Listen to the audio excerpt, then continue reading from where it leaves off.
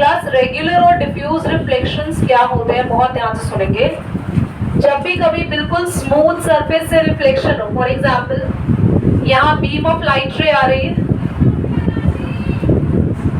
जिस एंगल से आ रही है उसी एंगल से बिल्कुल सेम आप देखेंगे ये रिफ्लेक्शन हो रहा है एक साथ। इसीलिए ना काफी ज्यादा जो स्मूथ सरफेस होती है ना वो बहुत शाइनी दिखती है। फॉर एग्जाम्पल यहाँ पे जो टाइल्स लगी हुई है रूम में,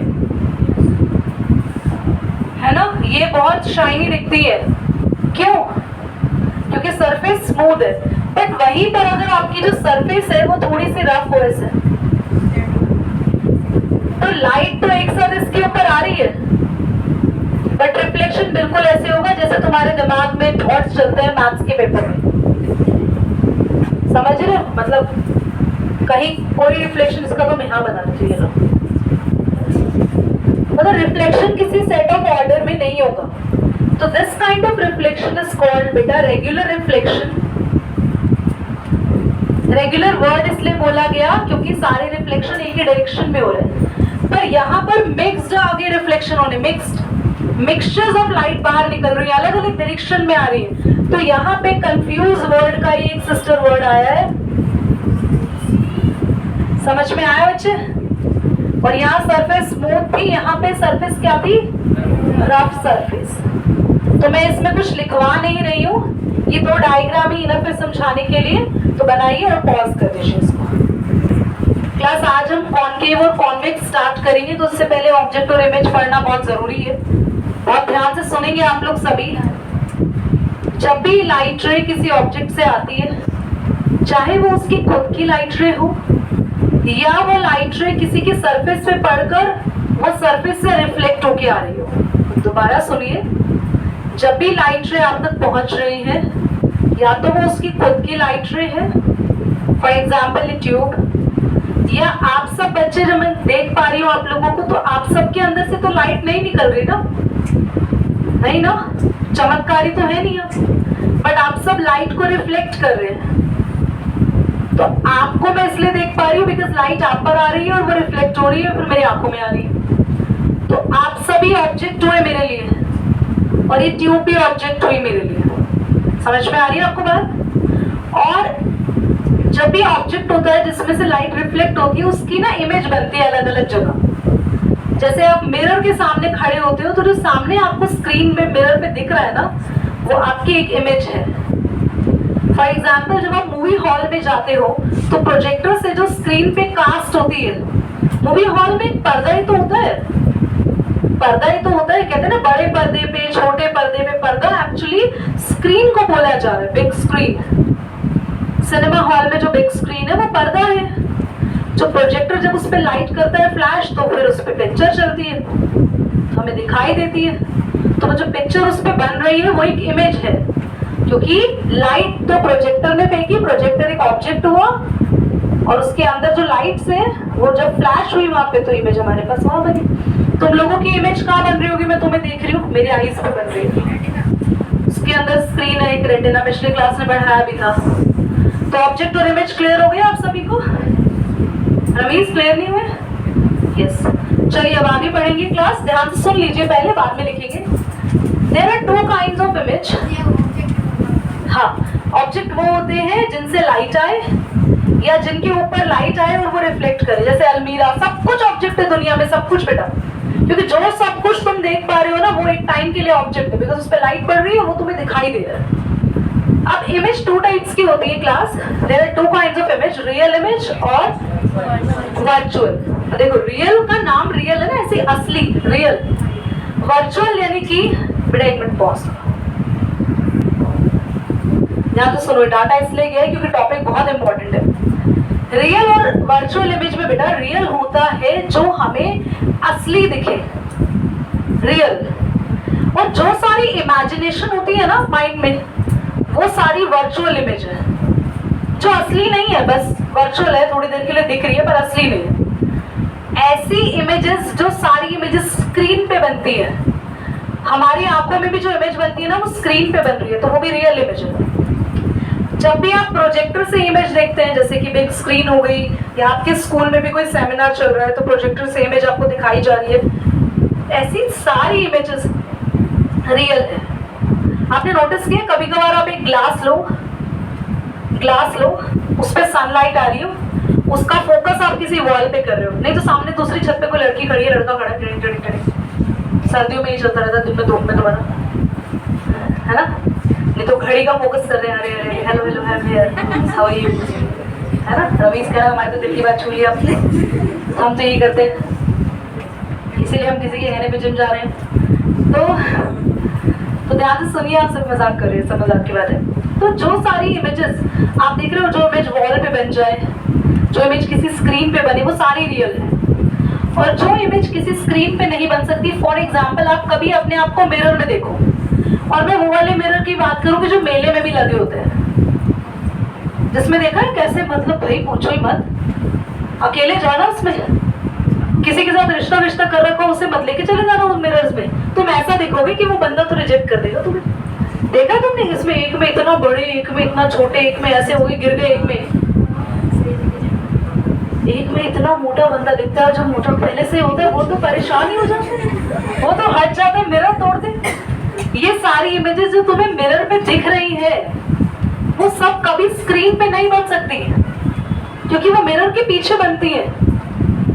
तो जितनी भी इमेजेस आप मिरर में देखते हो, मिरर में, वो मिरर कॉनकेव मिरर भी हो सकता है, कॉन्वेक्स मिरर, कॉनकेव कन्वेक्स वही जो मेले में लगे होते हैं ना, वो भी कॉनकेव कॉन्वेक्स टाइप के मिरर, इसलिए तुम लोग छोटे बड़े नाटे ऐसे नजर आते हो। और आपके घर में प्लेन मिरर, जो कि आजकल इस उम्र में ज्यादा देखने लगे, तो वो भी इमेज क्या है, रियल या वर्चुअल? वर्चुअल, क्योंकि सारी की सारी इमेजेस जो मिरर पे बनती है वो सब के सब वर्चुअल है, क्योंकि वो कभी स्क्रीन पे या दीवारों पे, कभी देखा है ऐसे खड़े हो दीवार पे हमारी ना, पर हाँ कभी कभी देखा हो, कभी कभी ना शाइनी टाइल्स वाइल्स पे रिफ्लेक्शन आता है, यहाँ क्लास में भी आ रहा है, अगर आप नोटिस करो ना तो टाइल्स पे ऐसे ऐसे देखने से नहीं आता, तो थोड़े आगे डिस्टेंस पे नजर आएगा, जैसे मुझे यहाँ नजर आ रहा है रिफ्लेक्शन, आशु रिफ्लेक्ट हो रहा है वहां पे नजर आ रहा है। तो जो इमेज मुझे टाइल्स पे दिख रही है शाइनी सरफेस की वजह से, ये रियल है, वर्चुअल नहीं है। वर्चुअल बस कहाँ पे बनेगी? मिरर। समझ में आ गया? वो कभी स्क्रीन पे, दीवार पे कभी भी वो इमेज नहीं बन सकती। Is that clear to everyone? चलो पॉज करो, लिखना स्टार्ट करो। बेटा हम लोग है ना, प्लीज बोर्ड पे देखिए सभी। होता क्या है, जब भी ये ऑब्जर्वर यहाँ भी हो सकता है, यहाँ भी हो सकता है, कहीं भी हो सकता है, और ये जरूरी नहीं है 2 लाइट्स आ रही हो, तो सिर्फ समझाने के लिए बताया बेटा। अगर मिरर के सामने पेड़ रखा है, तुम भी खड़े हो, तो यार सिर्फ क्या 2 ही लाइट आ रही होगी? पूरे मिरर पे लाइट आ रही है ना, पूरे मिरर पे लाइट आ रही है, बहुत सारी रेज आ रही है, और वो सारी रेज मैं एक बार रफ समझाती हूँ एक्चुअली में क्या होता है, ध्यान सुनो। फॉर एग्जाम्पल ये ट्री है बेटा, तो इससे रेज ही रेज निकल रही है बहुत सारी इससे, और बहुत सारी रिफ्लेक्ट हो रही है। आप मान लो यहाँ हो, कहीं भी हो सकते हो आप। फॉर एग्जाम्पल आप यहाँ हो, आपकी आंखों में ये रे गई, तो आपको पता है कहाँ दिखेगा? जहां ये रे पीछे जाके मिलेगी ना, वहां ट्री दिख जाएगा आपको। और अगर आप यहां से देख रहे हो तो ये रे फिर वहां जाके वहां मिलेगी बिल्कुल सीधी, तो ऐसा दिखता है।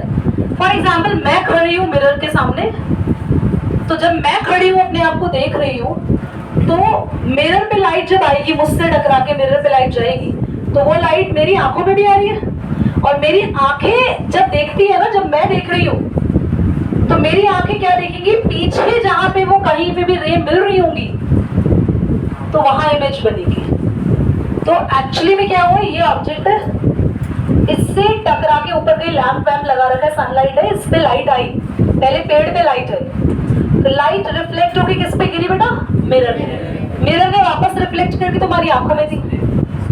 अब क्या हो रहा है, तुम्हारी आंखों में एक्चुअली लाइट रेज जहां पर पीछे मिलती हुई नजर आएंगी ना, वहां तुम्हें दिखेगी। अब एक फंडा तुम्हारे दिमाग में आ रहा होगा, क्वेश्चन तुम्हारे दिमाग में आ रहा होगा, दीदी लाइट तो हमारी आंखों में जाएगी, ये आ कैसे रही है, ये मिल क्यों रही है, मिलाप क्यों हो गया? हमें समझ नहीं आ रहा है। इसको समझने के लिए आप लोग पढ़ेंगे अभी आईज का डायग्राम ना, human eye, then I will explain you this. But फिलहाल इतना जो भी चीज आप देखोगे ना, जो भी चीज आप देखोगे तो ये समझ लेना कि आपकी आईज से जो लाइट रे आपकी आंखों में गई है ना, वो लाइट रे पीछे जाके जहां मिलेंगी इमेज वहां बनेगी, ध्यान रखिएगा। तो जैसे डायरेक्शन में लाइट रे गई है वो लाइट रे पीछे मिल रही है। और ये देखो मैंने डॉट से क्यों बनाया, क्योंकि ये सारी चीजें क्या है, रियल तो यहाँ हो रहा है सब कुछ, ये सारी चीजें इमेजिनेशन है और ये ट्री भी इमेजिनेशन है। ये रे ऐसी जाती नहीं है, साइंटिस्ट बताते हैं ऐसा होता है, रियलिटी में किसी ने नहीं देखा, ये सब इमेजिनरी चल रहा है। तो इसलिए प्लेन मिरर इस तरीके से काम करता है। समझ में आया बेटा? करी बनाइए उसको भी। मैं तुम्हें ऐसे वर्ड्स पढ़ाने के लिए नहीं पाला बेटा, ध्यान से देखो। तो आपको क्या समझाया जा रहा है कि जो मिरर होता है ना वो हमेशा लेटरल इन्वर्जन करता है।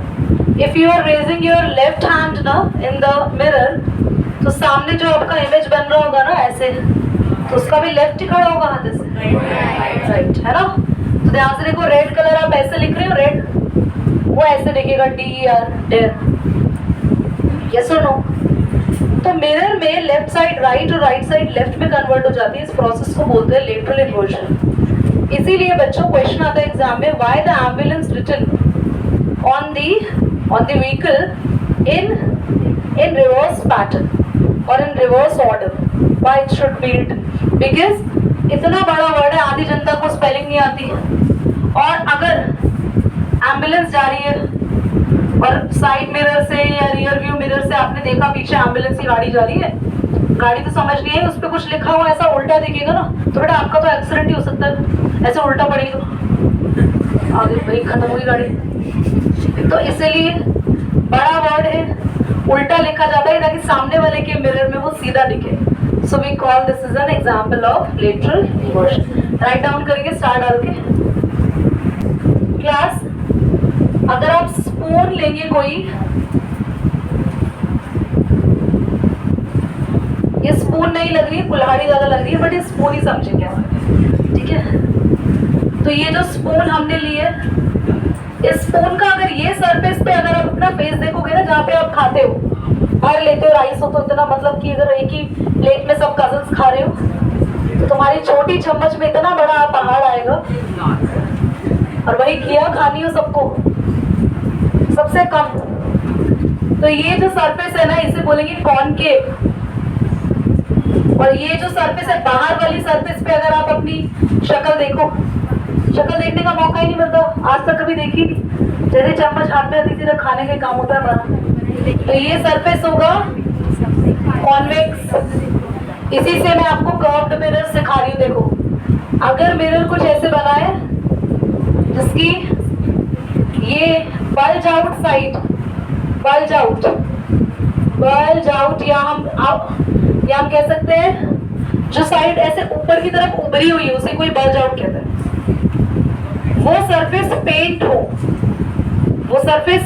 हो, और ये जो सरफेस है ना, यहाँ से जो इनसाइड जा रही है, इनवर्ट सरफेस, रिफ्लेक्शन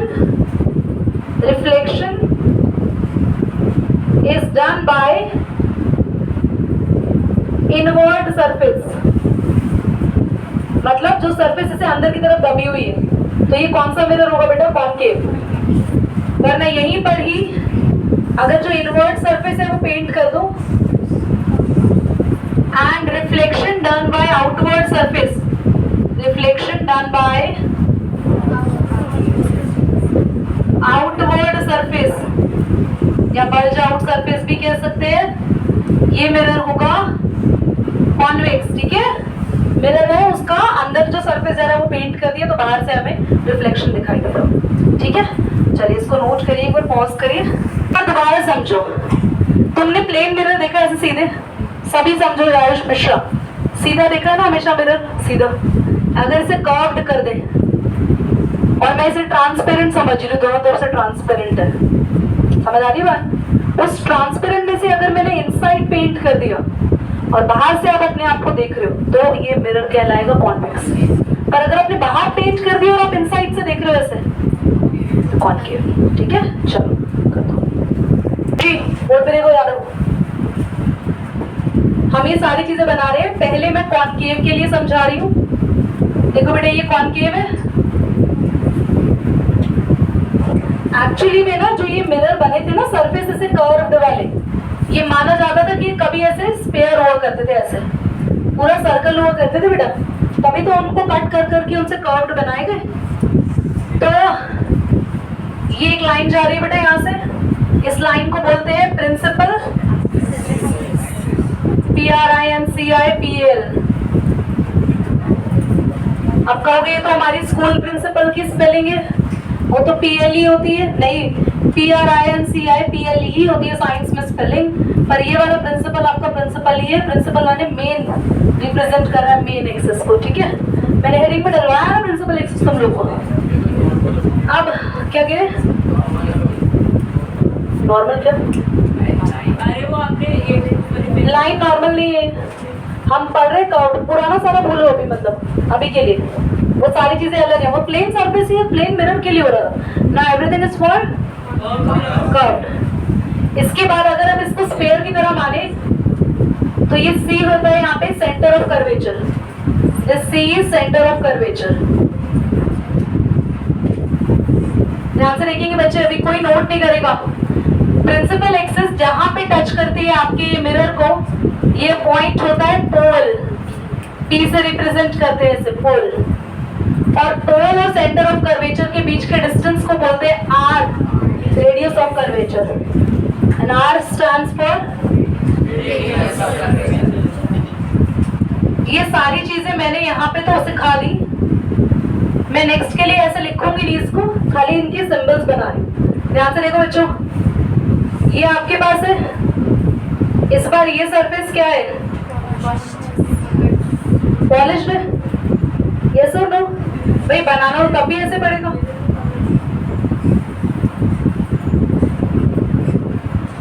समझ में आ रही है आपको बात? नाउ दिस इज पोल, ठीक है, तुम्हारी बुक में इसको बनाया भी हुआ है, हाँ बना रखा है। एक मिनट रुको तो, ये बना लो, मैं एक बार पॉज करूंगी। कॉन्वेक्स मिरर में इनवर्ट पेंटेड होता है, एक बार और सीख लो। कॉन्वेक्स मिरर में इनवर्ट पेंटेड होता है, आउटवर्ड नहीं होता। चाहे ऐसा C बना रखो या ऐसे बना रखो, ये दोनों सेम है, सेम है, ये भी इनवर्ट पेंटेड है, ठीक है। बाकी सर्कल कंप्लीट करके C, ये P और दोनों का distance R, and this is principal axis.